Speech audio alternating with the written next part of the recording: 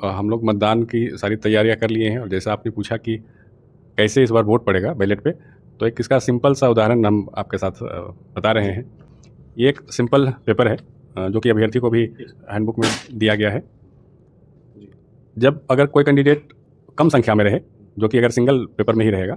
तो उसमें अगर ये कैंडिडेट है तो उसको जो हम लोग को आयोग से मार्क दिया गया है, तो हम लोग उसके सामने हम लोग मार्क करते हैं। जो भी अपना उम्मीदवार है जिसको हम लोग अपना वोट देना चाहते हैं, उसके सामने हम लोग उसको मार्क करते हैं।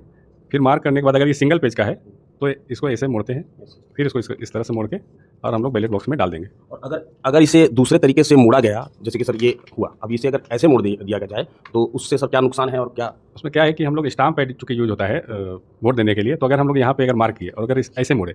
तो इस कैंडिडेट को भी है और इसका जो इंक है सो इस पे भी लगने का संभावना है। तो उस परिस्थिति में ये वोट रिजेक्ट हो जाएगा क्योंकि वो 2 कैंडिडेट को वोट पड़ जाएगा, इसलिए ये फिर रिजेक्ट होगा। इसीलिए इसे है कि ऐसे फोल्ड करना है, फिर इसको ऐसे फोल्ड करना है, तब फिर जाके हम लोग बैलेट बॉक्स में डालते हैं। तो वार्ड है जहाँ पर प्रत्याशियों की संख्या बहुत ज़्यादा है, तो ऐसे में फिर कितने मतपत्र जो है वो कितने हो जाएंगे? साइज वगैरह का कुछ कंडीशन है?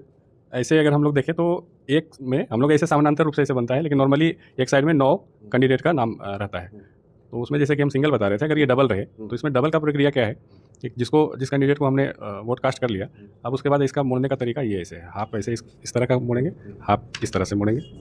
फिर इसको ऐसे करेंगे जहाँ प्रत्याशियों की फिर संख्या ज़्यादा है, ज़्यादा है, तो ऐसे करके फिर हम लोग बैलेट बॉक्स में फिर से एक बार बोल दें सर, अब ये तरीका